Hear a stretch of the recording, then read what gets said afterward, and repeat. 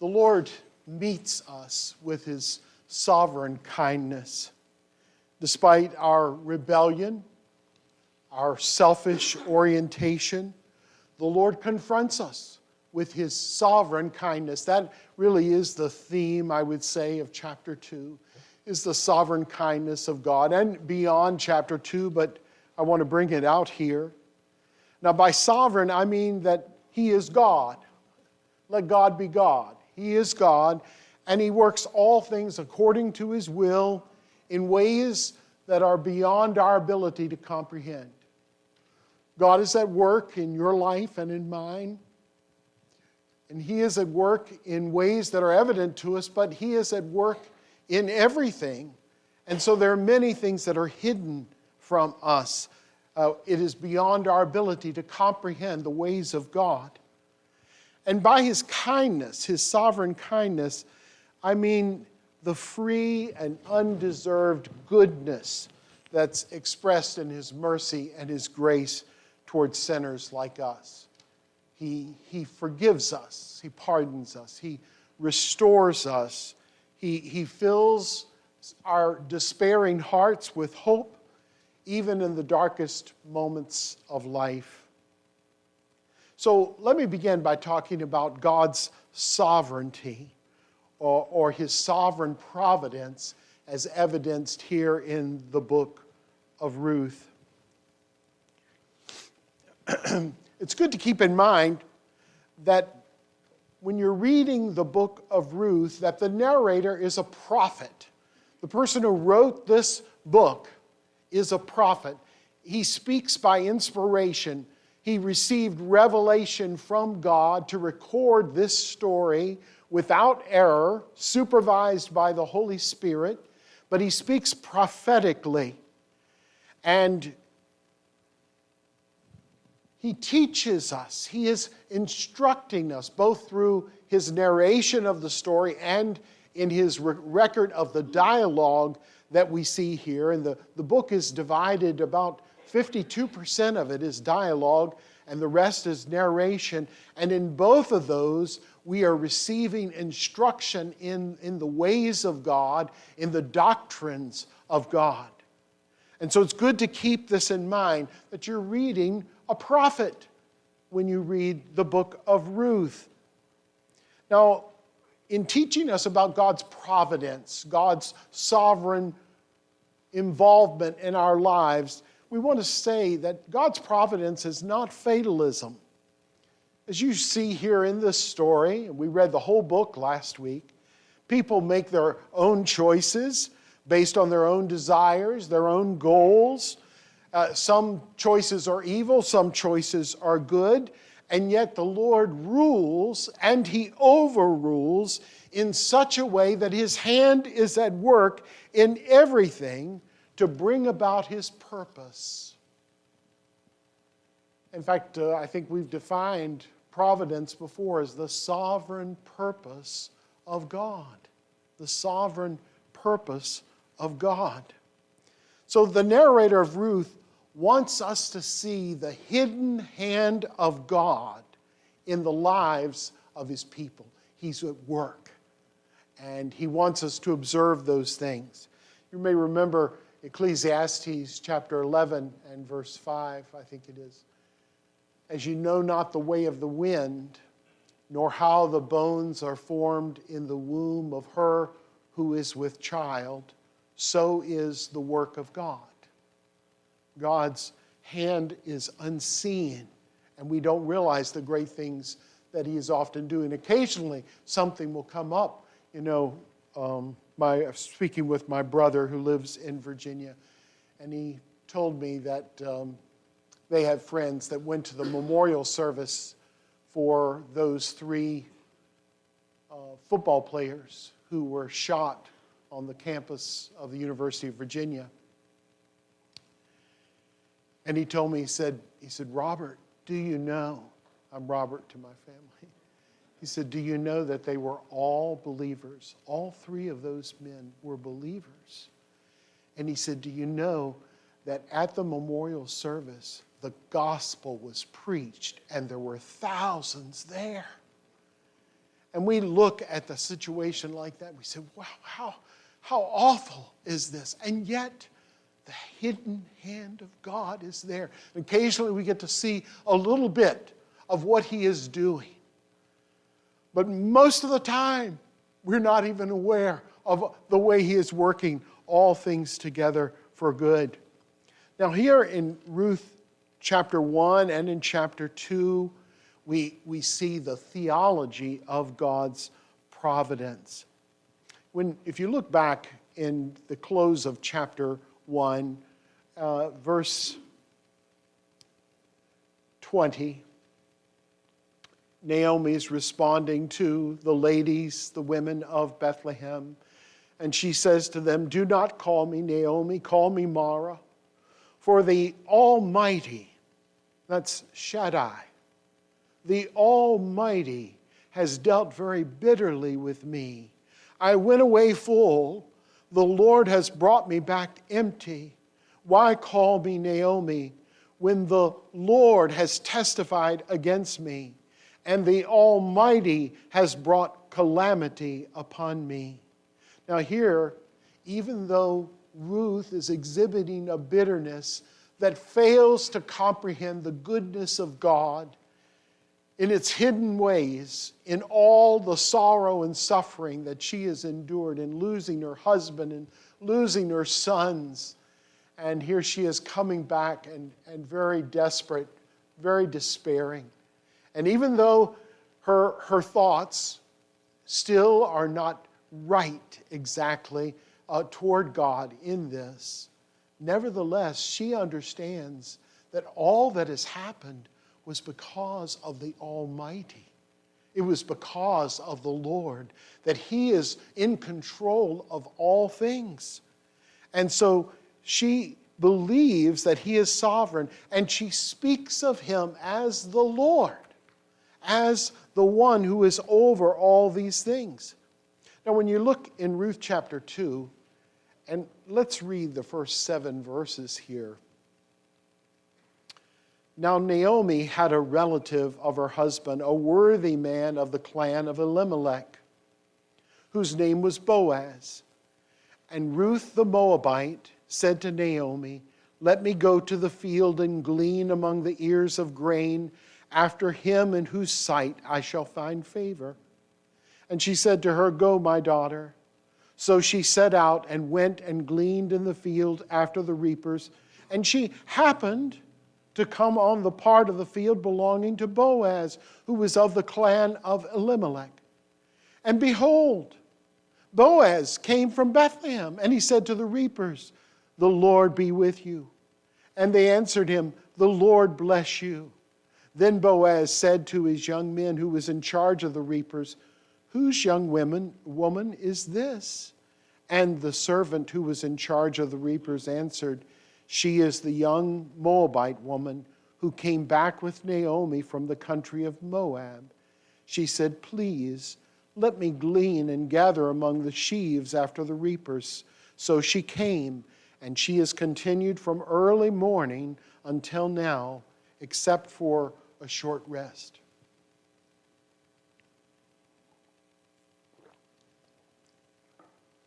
Now it was the Lord who put it into the heart of Ruth to go out and seek an opportunity to glean. And you notice here the theology of providence. She says in verse 2, "Let me go to the field and glean among the ears of grain after him in whose sight I shall find favor." Now, this is faith on her part that God is in charge, and she is prayerfully desiring that He would grant her favor in the eyes of some owner of a field who would allow her to be able to glean, and gleaning is different than reaping. She would have the opportunity to come behind the reapers and to pick up what had fallen separately, or to cut some from the corners of the field. The Bible, in the law of Moses, instructed the Israelites that they were to leave some. If there was some left after they had gathered the barley into sheaves, they were to leave some of it so that the poor and the widows and the stranger might be able to receive this. And so in keeping with the spirit of those commandments, that's what these workers were doing. They were allowing her to glean. But she was trusting that she wouldn't be put aside, but that she would be allowed to glean. And so she's looking for favor after him in whose sight I shall find favor. Now that word favor is the word grace. It's the word grace. And Ruth is understanding that if someone shows grace toward her, that ultimately it is God who is showing grace to her through that person. So this is the theology of God's providence and how he will work. And she's trusting for that she will find favor because the king's heart is in the hand of the Lord. He turns it whithersoever he will. And you notice in verse 3 too, so she set out and went and gleaned in the field after the reapers. Now, there are a lot of fields outside of Bethlehem, a lot of reaping going on during this big harvest. And it says, and she happened, did you see it, to come to the part of the field belonging to Boaz. So this is the narrator giving you a wink, like this, kind of. It's pretty obvious that he wants you to see that God is the one who's doing this. And she happened, it's not luck or chance, but by divine providence and sovereign guidance that she comes into the field of Boaz. And then verse 4, notice it again. See, these are all points in the theology of God's sovereign providence.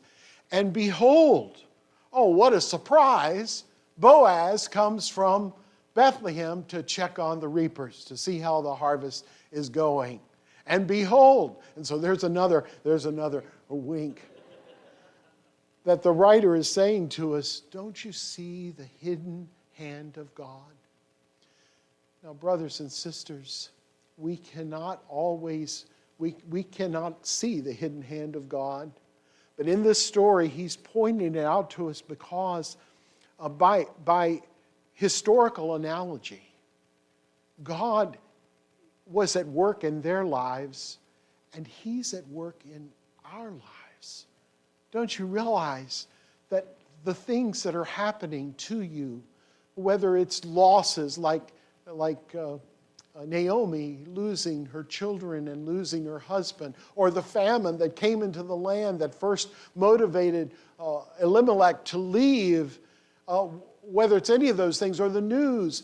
That news, where did it come from that Naomi heard in verse 7 or verse 6 of chapter 1, that she heard that the Lord had visited his people and that he'd given them food. She heard that news and decided that she was going home. Don't you know that the Lord is just as at work in all of the suffering, sorrows, pains, blessings, encouragements, favors in your life, just as he is in this situation? So the Lord put it into Ruth's heart to glean in the field, directed her into the field of Boaz, and arranged the meeting of Ruth and Boaz. Why? We really don't see the picture until we get to chapter 4, because he wants to bring about the birth of David. Ruth chapter 4, verse 17, verse 22, the last word of the book is David. And the birth of David's greater son who would be born in Bethlehem, Matthew chapter 1. And so we can see that he planned this from eternity, that he brings together an Israelite, Boaz, and a foreigner, a Gentile, Ruth, and he brings them together for marriage. And in fact, he is exhibiting his grace to both Jews and Gentiles in this story. You know, it's also important when you think about how the Lord turned Boaz so that he was favorable toward Ruth, that Boaz knew that some distance back, not too far, but some distance back in his family tree, his great-great-great-grandfather, however many generations, Salmon, had married a Gentile. Does anyone know her name?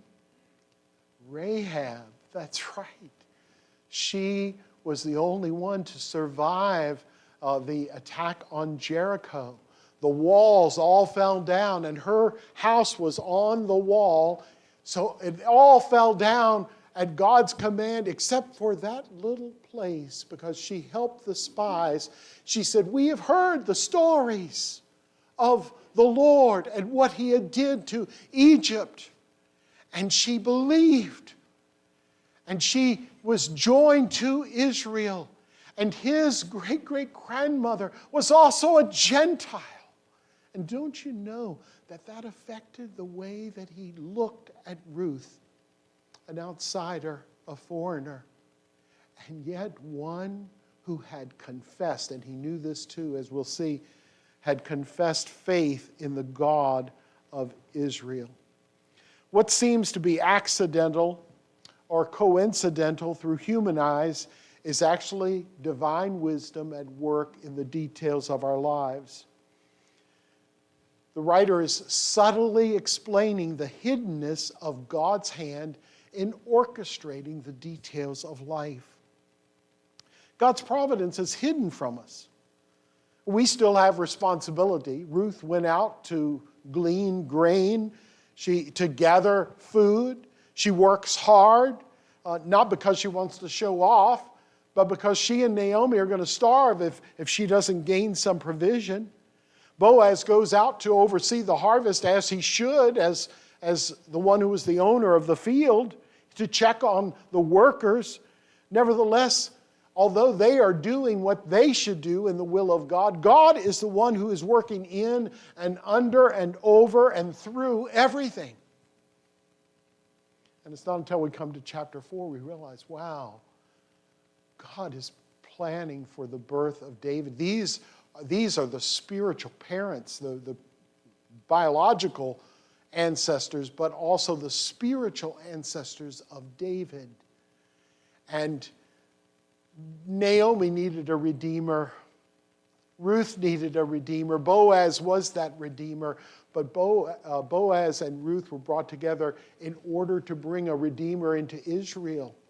David, an ideal Israelite in his faith. And he was bringing redemption into Israel as he preached and taught and sang the word of God. He was such a spiritual encouragement, despite his failings, in Israel. And beyond that, his child, the son of David, that would be born would be the Redeemer for the whole world. Behold, the Lamb of God who takes away the sins of the world. And the angels sing to the shepherds and tell them that this one that is born is the King, and that he is the Redeemer. And so Ruth is a gospel to us. When we read through this passage, we see that God is at work in the timing of everything. And just at the right moments, he is at work to bring about these things. And so we want to see God's sovereignty here, but we want to see also his sovereign kindness. And so let's think for a moment about God's kindness. This is point 2. God's kindness, his sovereign covenant kindness. This is the same loving kindness that forgives and restores us in relationship to our God, to our Lord, and enables us to glorify his kindness and faithfulness to others. Everyone who receives God's kindness should also display God's kindness. I'll just say that again. Everyone who receives God's kindness, his covenant love, should also display God's kindness. Faithfulness to our covenant relationship with the Lord means being a channel of his grace to others. And so the congregation of the Lord, 1 Peter 4:11, I think it is, says that all of us are ministers of the grace of God, ministers of the varied, the multicolored grace of God. Each of us have different abilities, different opportunities according to God's wisdom that are given to us, but the congregation is to be a fellowship of people who minister God's grace to others. We receive God's grace, and we are to minister God's grace to others. So when a Ruth comes in to our fellowship, and maybe she's an outsider, and there are things and there are reasons why people might avoid this person as there were here. You notice that Boaz, who received the grace of God, displays the grace of God toward Ruth. And you and I are to receive and love and care for and minister to one another and to those who may be outside, but we have the opportunity. And if someone comes among us and they have needs, we are to minister to those needs. And so when we receive the grace of God, his covenant love, we are to also display the grace of God. We're to be a channel for that grace. It's important for us to remember that God is the source of all loving kindness. Now, you make sure that you're hearing me on this. God is the source of all loving kindness. Sometimes we speak of common grace in this way, that God shows favor. He sends rain, upon the just and the unjust. But all the kindness that is ours, whether through nature or whether through individuals, is actually God's kindness to us. Were you brought up in a loving home? Did you have a mother or father or sister that loved you, was kind to you? Did you have a neighbor who loved you, a teacher who was interested in you? Was there some opportunity that was brought to you? That is, although it is very human in its source, it is nonetheless sourced in the divine. It is God who has done these things. So we must remember that God is the source of all such loving kindness. Kindness expressed towards you from others comes from God. Kindness expressed towards you from others comes from God. And kindness expressed by you to others comes from God. It's not actually you who are the source. It is God who has poured his grace into your life, and you are a minister of the grace of God to others.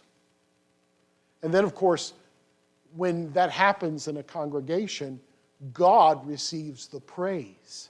He receives the thanks for what he has done to pour grace into our lives. Now, the expression of grace may take different forms. It can be so practical. It can be a word of encouragement. We never know, but we're to be channels of that grace and to be looking for opportunities. Is your life a display of the grace of God? Well, that is what we see here. When we see chapter 2 introduced with verse 1, we're told about Boaz. He's a relative of Naomi. He's of the clan of Elimelech, her husband. And he is a man of character, a worthy man. So this worthy man, there in verse 1, how did he get worthy? How did Boaz come by this character?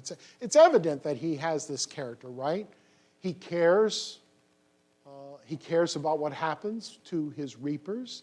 He is interested in the protection of the ladies and that are in service there. You see all of his interests, the way that he talks to them. In fact, if you look at the greeting in verse 3, Boaz comes from Bethlehem and he said to the reapers, "The Lord be with you." He must believe in God's sovereign providence too, and his kindness as well, the Lord's sovereign kindness. He speaks this blessing to them. In fact, there are 5 blessings in this chapter. And so he speaks this blessing to them, and then they speak a blessing back to him, and they say, "The Lord bless you." They also are expressing the faith. As you see in the blessing of Numbers chapter 6, they are expressing the faith that God is the one who gives success. The Lord is the one who accomplishes these things. This is more of the doctrine of God's providence being shown to us here, just in these greetings, that it is the Lord who is at work in our lives. And also it is an expression of the kindness. He has received kindness and he displays that kindness. So he's a man who's experienced abundant grace, and his life channels that grace and kindness to others. Now notice, if we look at verse 8, his kindness, his covenant kindness toward Ruth.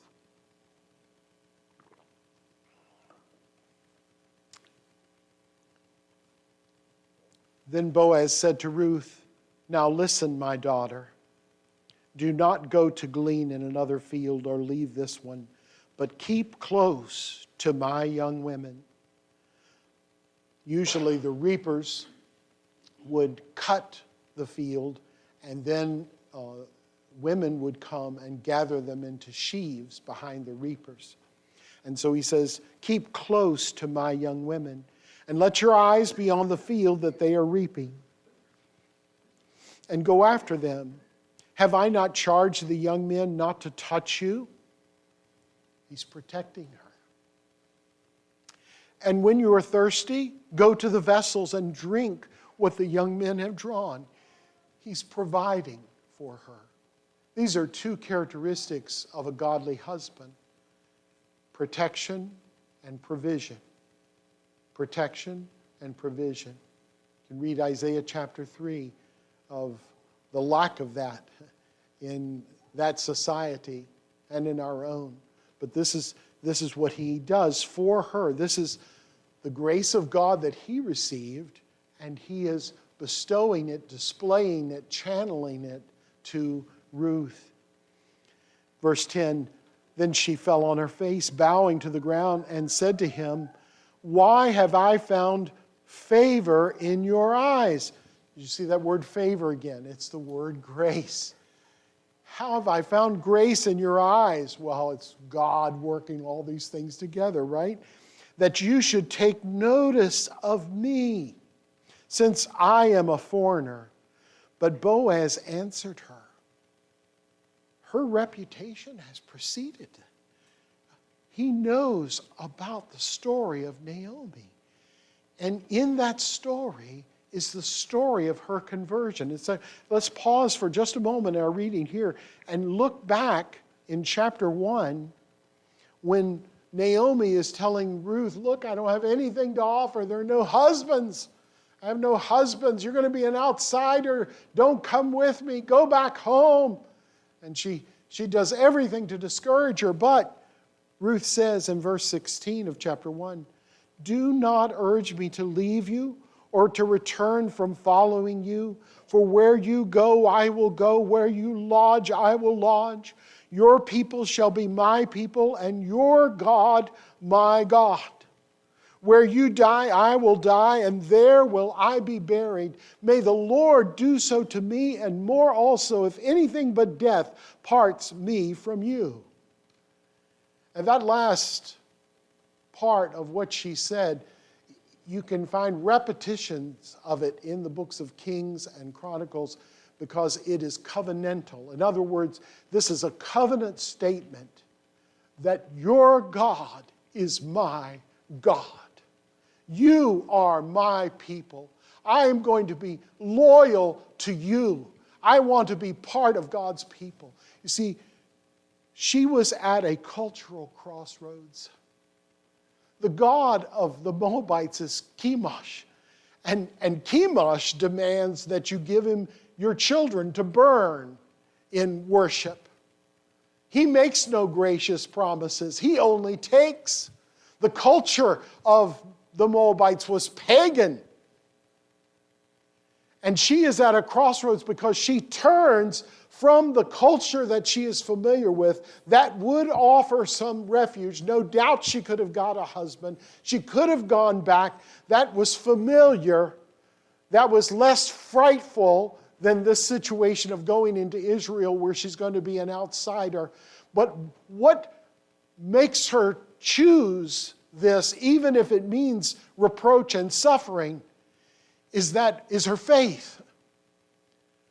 There's only one real, true God, one true God, the Lord, Yahweh.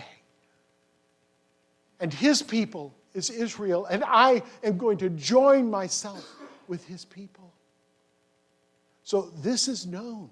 This is known. Her turning from the culture and ways of the Moabites, the paganism of that culture, and turning to the Lord and the Lord's people.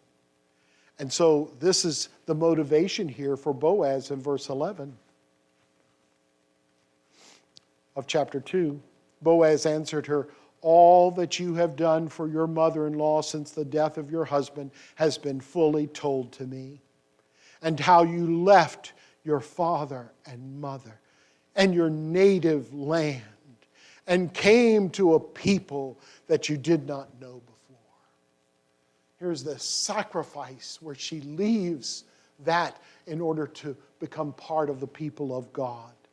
"The Lord repay you for what you have done. A full reward be given you by the Lord, the God of Israel, under whose wings you have come to take refuge." And even though he uses the language of wages, of the Lord repay you and you receive a full reward, it is evident from the whole book that he does not mean that she has merited or earned this, but that it is the grace of God.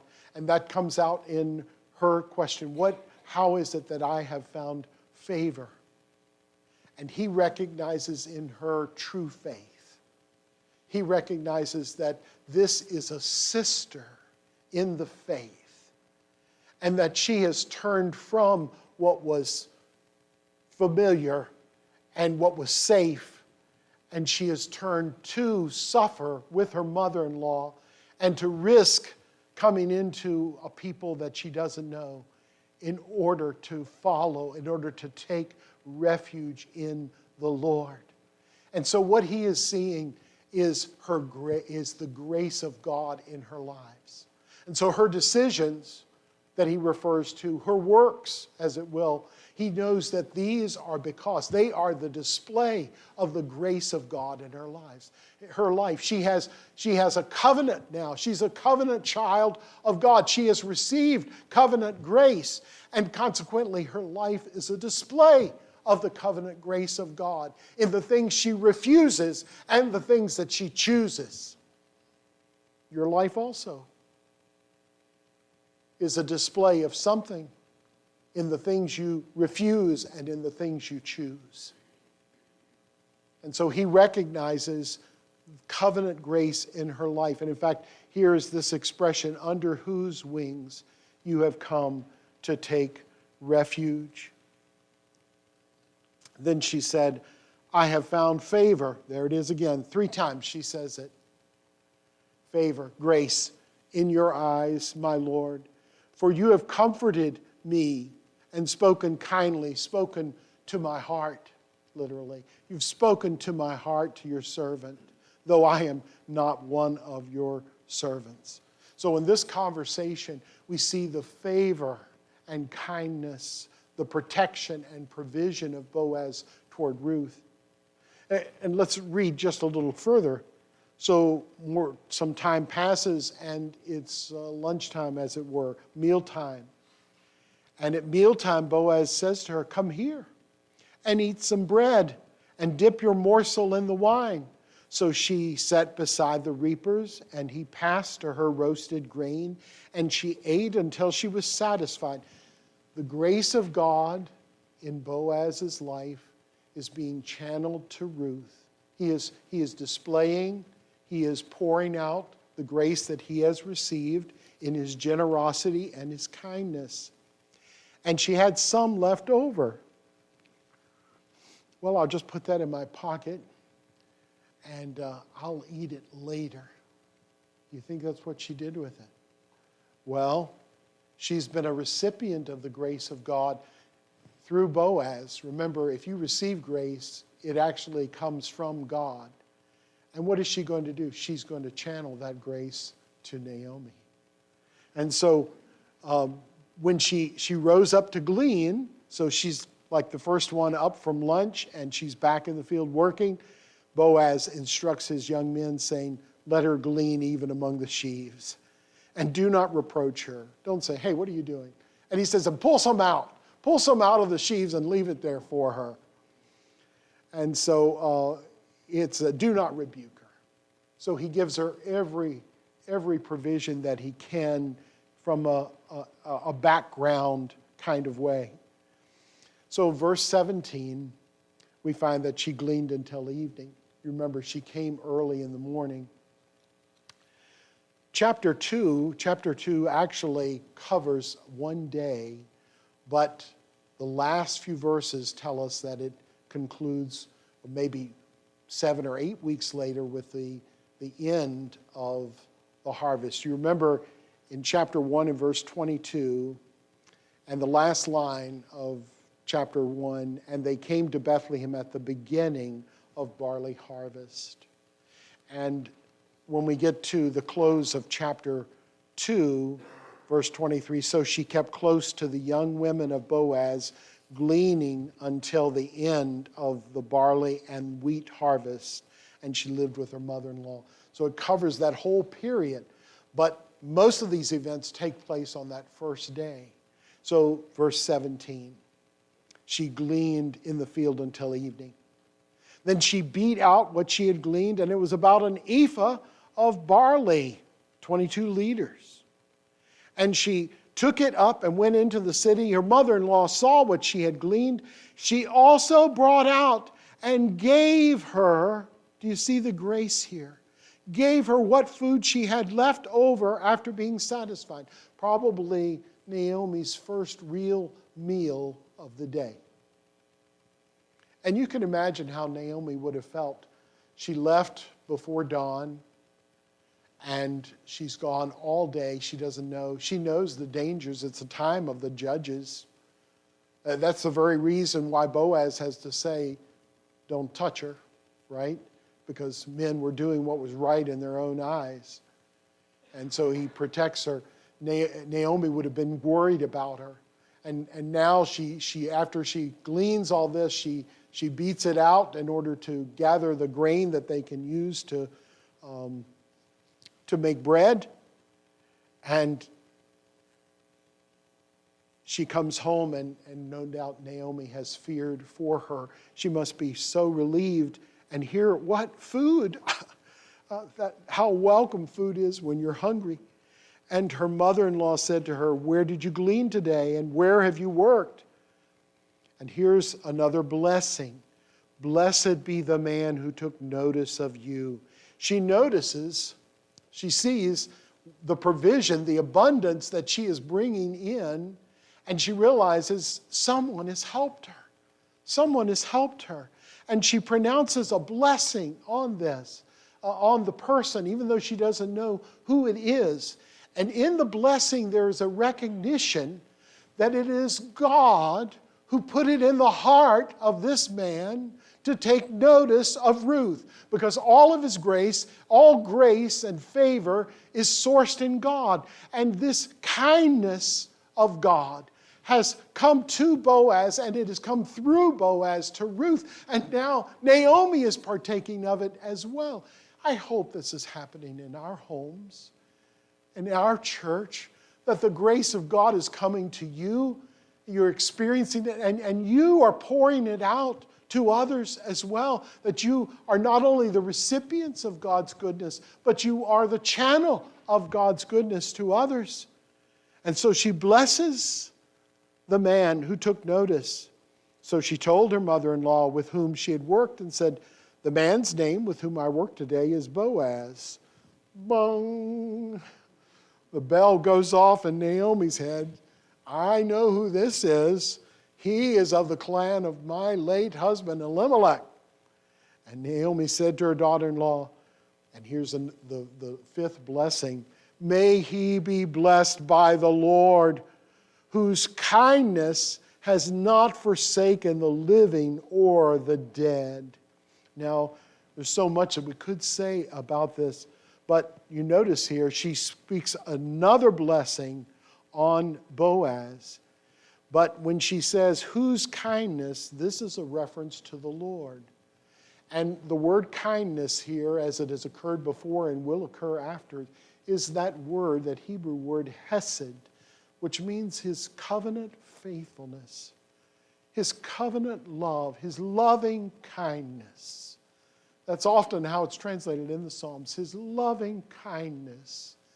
She recognizes this is the loving kindness of God. Do you remember how bitter she was at the end of chapter 1? And the sweetness of her daughter-in-law to go and labor and to bring home food and then to put this abundance on display and to tell her that it's Boaz. She recognizes God has not forsaken me. He loves me. He cares for me. He's concerned for me. And you see life come into her despairing heart. She begins to breathe in the promises of God and breathe out faith in prayer and praise and blessings on others. As Naomi receives the grace of God, she breathes it out in blessings upon Boaz. Because she is not only the recipient, she is the channel of the grace of God as well. May he be blessed of the Lord, whose kindness, that is, the Lord's kindness, has not forsaken the living or the dead. Naomi said to her, "This man is a close relative of ours, one of our redeemers." And Ruth the Moabite said, the narrator's been saving this dialogue for you because he didn't tell us earlier. So now he's going to tell us more about what was said between Boaz and Ruth. "Besides, he said to me, 'You shall keep close by my young men until they have finished all my harvest.'" This is not just a one-day thing. He wants me to glean in the field for the whole harvest, 2 to 3 months. And Naomi said to Ruth, her daughter-in-law, "It is good." Oh, it is, brothers and sisters, the goodness of God. The goodness of God providing and protecting for these two widows and opening a door to see that God has not forsaken them in their losses and crosses, but that his mercy is there. "It is good, my daughter-in-law, that you go out with his young women, lest in another field you be assaulted." And so she continued with her. This is the sovereign kindness of God. And just as surely, remember I mentioned that it's by historical analogy that we see the ways of God in how he is working in the lives of Boaz and Ruth and Naomi. And brothers and sisters, these are the ways of God in your life. You're looking at disappointments. They disappointed you. They didn't do what you thought they would do. It was a shock. It was a hardship. It was a loss. It was a pain. But our disappointments are His appointments. He's at work in these things.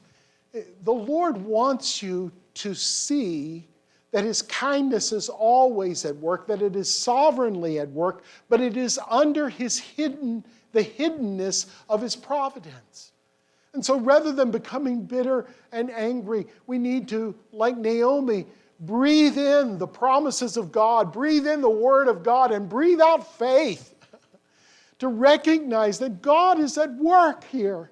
And maybe I can't see it now, but I know it's true because He's God and I'm a Christian. I'm going to let God be God. I'm going to stop trying to run things, control things, trying to make things happen. I'll do my part. I'll work hard. I'll take responsibility for the things I must take responsibility. I'll pour out the grace of God to others. I will become a channel of God's grace rather than bottling up my life and suffocating the Spirit of God within me, quenching the Spirit of God. And I'll become an instrument of His grace in the lives of others because I know He will continue to pour grace in my own life. And someday we will stand at the end of our lives in glory in His kingdom. We will stand with David's Son and David's Lord, and we will look back and we will understand His path, His ways. But we have to wait till then. So let's not disbelieve, but rather receive and believe the sovereign grace of God. Would you stand with me? Praise Father, Son, and Holy